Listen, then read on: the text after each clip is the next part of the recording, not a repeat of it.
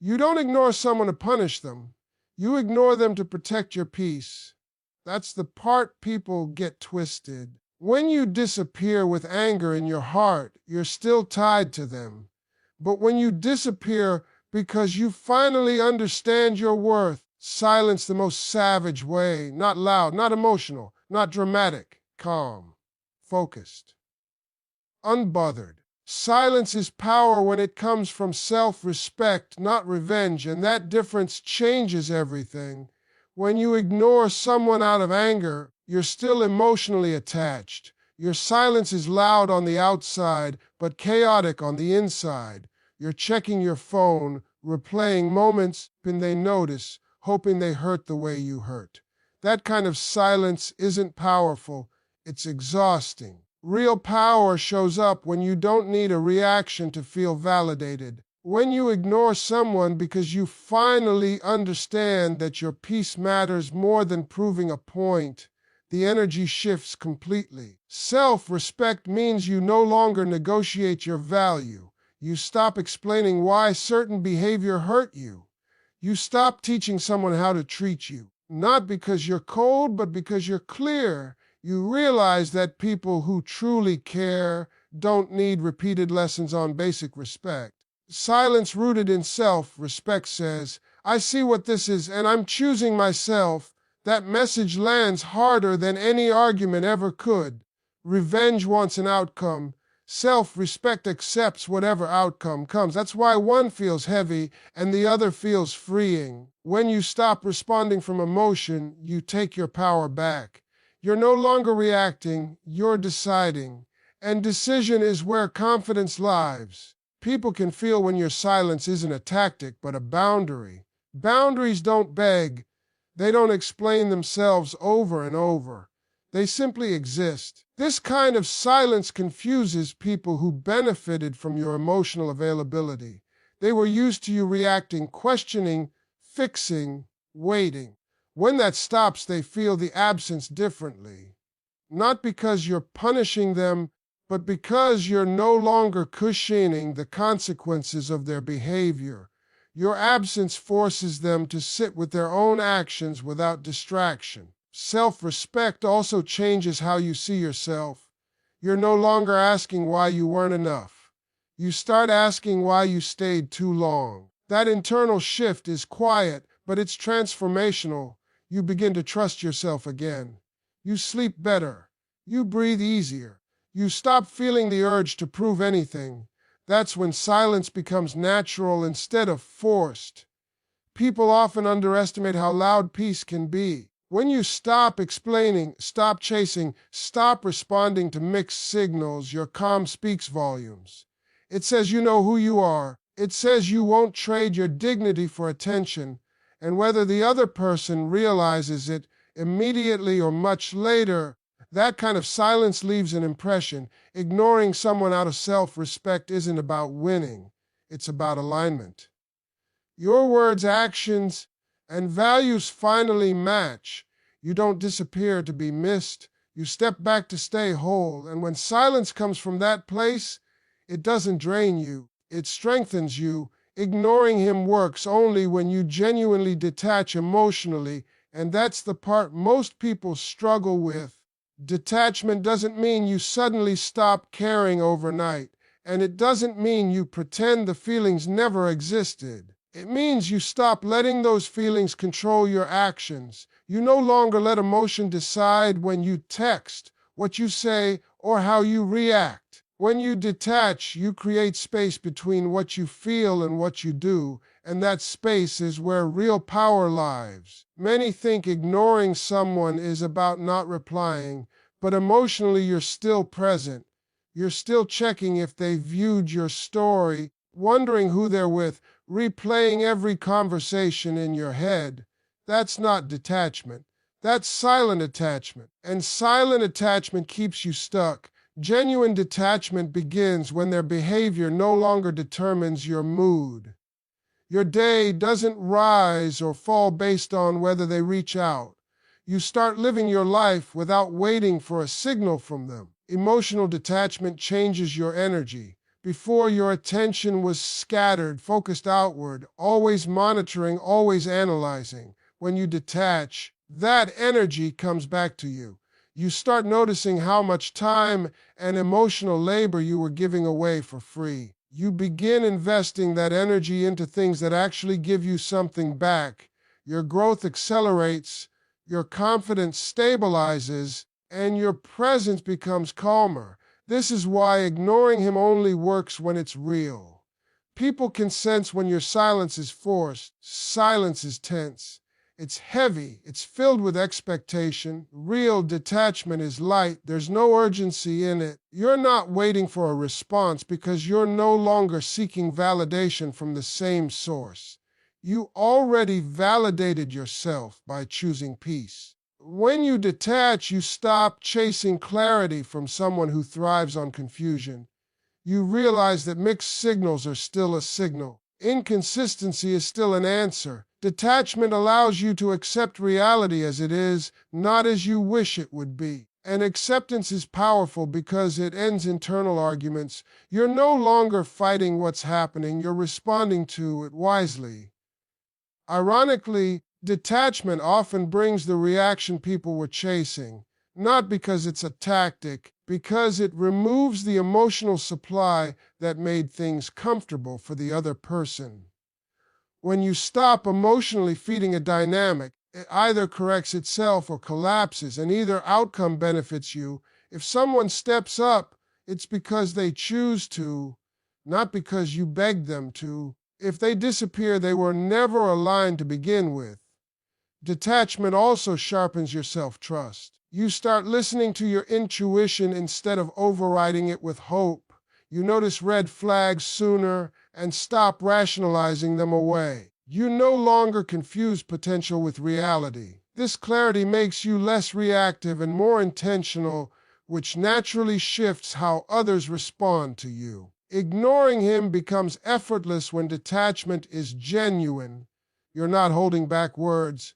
You simply don't have the urge to speak. Your silence isn't loud to get attention. It's quiet because your focus has changed. And that change, more than anything you could say, speaks for itself. Consistency matters more than dramatic gestures because people don't change their behavior based on what you say once. They change it based on what you do every time. Anyone can make a bold move. Anyone can disappear for a week, post something emotional, send a long message, or make a grand exit. That kind of drama gets attention, but attention is temporary. Actually rewires how someone sees you as steady, calm, predictable self-respect. When your actions line up over time, that's when the message becomes undeniable. Dramatic gestures are emotional spikes. They come from frustration, from reaching a breaking point, wanting to be understood right now. But the problem with spikes is that they always come back down. You go silent for a few days, then curiosity pulls you back.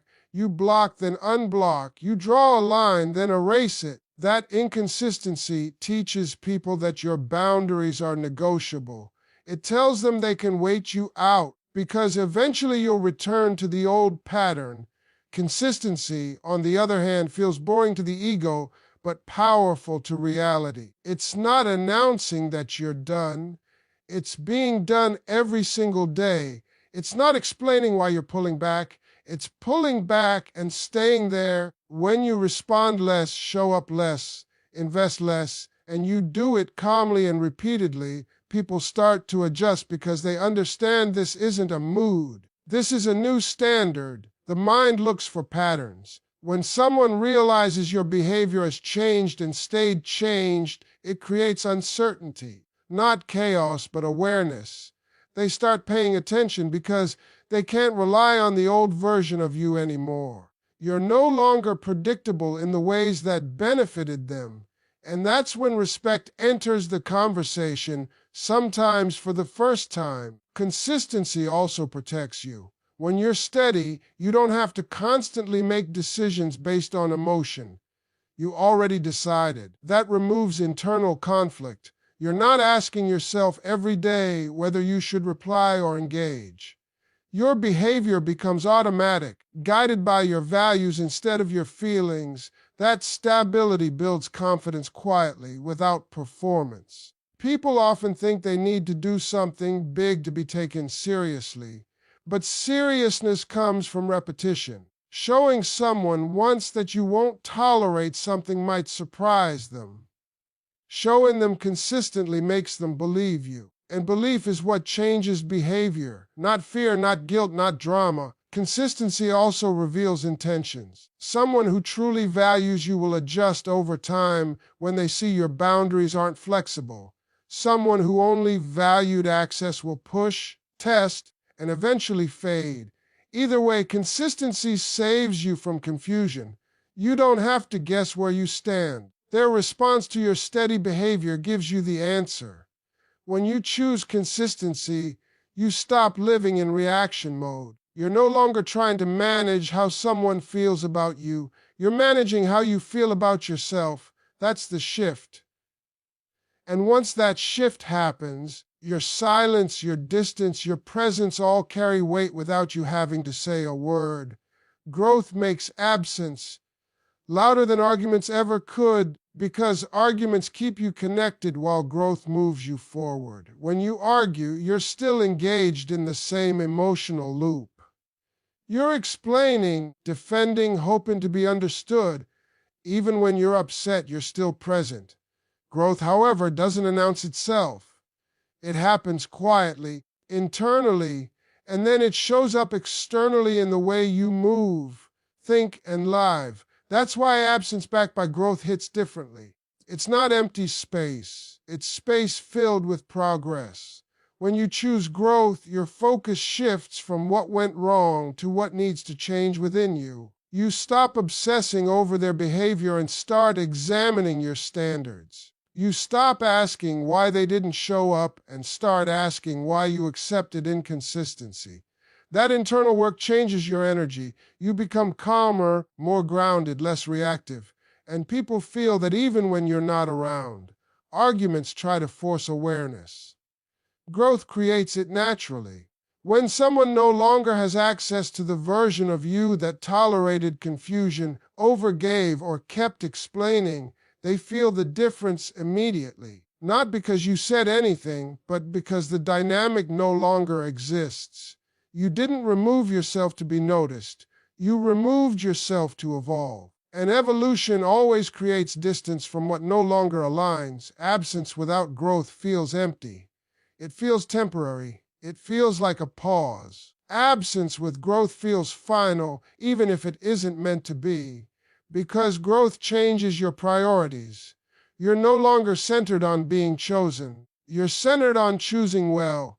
That shift alters how you show up everywhere, not just in one connection. Your time becomes more valuable. Your attention becomes more selective.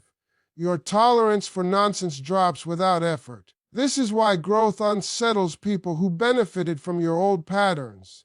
They don't just miss you. They miss the access, the reassurance, the emotional labor you provided. And when they realize that version of you no longer exists, that's when your absence becomes loud. Not dramatic loud, undeniable loud, the kind that makes someone reflect instead of react. Growth also changes your silence. Before, silence was heavy. It was filled with unsaid words. Now it's light. It's filled with intention. You're not holding back what you want to say. You've simply moved beyond the need to say it. That's maturity. And maturity doesn't argue its point. It lives it. When you grow, you don't need closure from people who couldn't meet you where you were going. Your growth becomes the closure. You understand that not everyone is meant to come with you into your next level. Some people were lessons, not destinations. Accepting that frees you from revisiting conversations that no longer serve you. Absence backed by growth isn't about proving anything. It's about becoming someone who no longer needs to prove. And that's why it echoes louder than any argument ever could. Boundaries expose intentions faster than confrontation ever will, because confrontation gives people room to perform while boundaries force them to decide. When you confront someone, you're still negotiating. You're explaining how you feel, why something hurt, why it matters to you. That opens the door for excuses, half apologies, and temporary change. Confrontation lets someone talk their way out of accountability. Boundaries remove that option. They don't ask for understanding. They require action. Boundary is not a speech. It's a line you stop crossing yourself. It's deciding what you will and will not participate in. When you stop responding to inconsistency, stop accepting last-minute effort, stop rewarding confusion with attention, you're no longer debating your worth. You're demonstrating it. And demonstration always reveals more than discussion. People show who they are when access is limited. When you pull back without drama, without explanation, without emotional outbursts, their response tells you everything. Someone who values you will adjust. They'll ask questions, reflect, and change behavior over time. Someone who only valued convenience will resist, deflect, or disappear. That contrast becomes clear quickly when boundaries are firm. Confrontation often keeps you stuck in cycles. You explain, they promise. You forgive, they repeat. Each conversation feels productive. Nothing actually changes. Boundaries break cycles because they introduce consequences, not punishment, just reality. You're no longer available for the same treatment, and you don't need to justify that choice. The absence of access is the message. Boundaries also protect your energy. You stop pouring emotional labor into situations that don't give anything back. You stop feeling drained after interactions. You stop questioning yourself. That internal peace is a sign that your boundaries are aligned with your self-respect. And when you're at peace, you don't feel the urge to convince anyone of anything. What makes boundaries so powerful is that they shift the focus from their behavior to your standards. You're no longer watching what they do next. You're watching how you respond. That puts control back in your hands. You're no longer waiting for change. You're living according to what you already know. People often fear boundaries because they think it will push others away. But the truth is, boundaries don't push the right people away. They filter out the wrong ones. Anyone who reacts negatively to a reasonable boundary was benefiting from you not having one. That reaction isn't something to fix. It's something to observe. Boundaries don't argue. They don't chase. They don't explain repeatedly. They stay consistent. And that consistency forces clarity. When someone can no longer blur lines, manipulate access, or rely on your emotional availability, their true intentions surface naturally. You don't have to ask where you stand. Their behavior tells you. Choosing boundaries is choosing yourself without apology. It's deciding that peace matters more than being understood by someone who keeps crossing the same lines. And once you move like that, confrontation becomes unnecessary because the truth is already clear. When you choose yourself, reactions take care of themselves because you stop living for response and start living in alignment. Most people spend so much time watching how someone else reacts that they forget to ask how they feel inside. That's where the shift happens. The moment you prioritize your peace over being chosen, your energy changes. You're no longer waiting for validation. You're no longer adjusting your behavior to keep someone interested. You're rooted, and rooted people don't chase reactions. Choosing yourself doesn't look loud. It looks calm. It looks like saying no without guilt. It looks like not replying right away because you're busy living, not because you're trying to send a message. It looks like investing in your growth, goals, your healing. And when you move like that, people feel it. They may not understand it immediately, but they notice the difference. Reactions come naturally when you stop trying to provoke them. When you stop performing strength and actually become strong, your presence shifts. You're not trying to be missed. You're too occupied becoming fulfilled. That's when curiosity shows up. That's when questions appear. not because you planned it, but because confidence without attachment is rare. Choosing yourself also rewires your expectations. You stop expecting others to